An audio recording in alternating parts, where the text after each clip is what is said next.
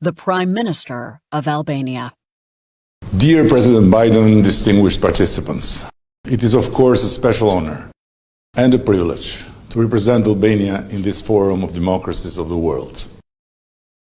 It took my country a quite long time and a winding journey from total isolation to being part of the community of democracies.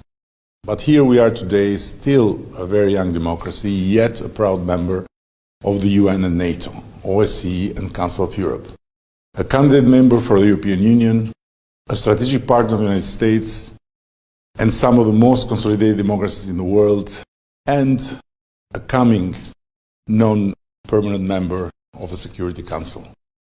In this journey, the friendship and the support of the United States of America has been vital for the advancement of democratic aspiration, the strengthening of rule of law, and the resiliency of our institutions.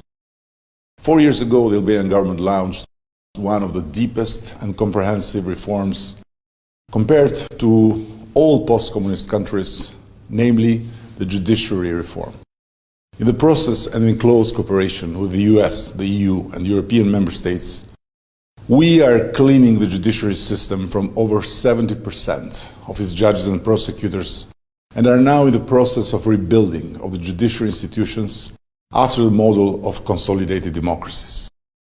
We are fully committed to ensure the successful continuation of the justice reform so that the new system of justice, impartial and independent from the executive and legislative power, becomes fully operational and serves the people. At the same time, we are committed to combat corruption and organized crime at all levels. Building on the existing successes in the area of digitalization of public services, we are investing in e-services with a view to close loopholes still vulnerable to corruption and ensure good governance and transparency for all government processes.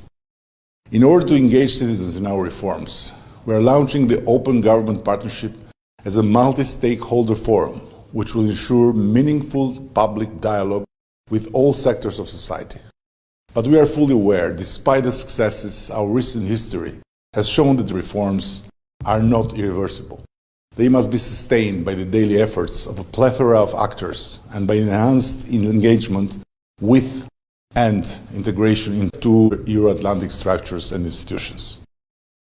It is for this reason that EU accession negotiations will help consolidate democratic institutions, protect fundamental rights, advance the rule of law.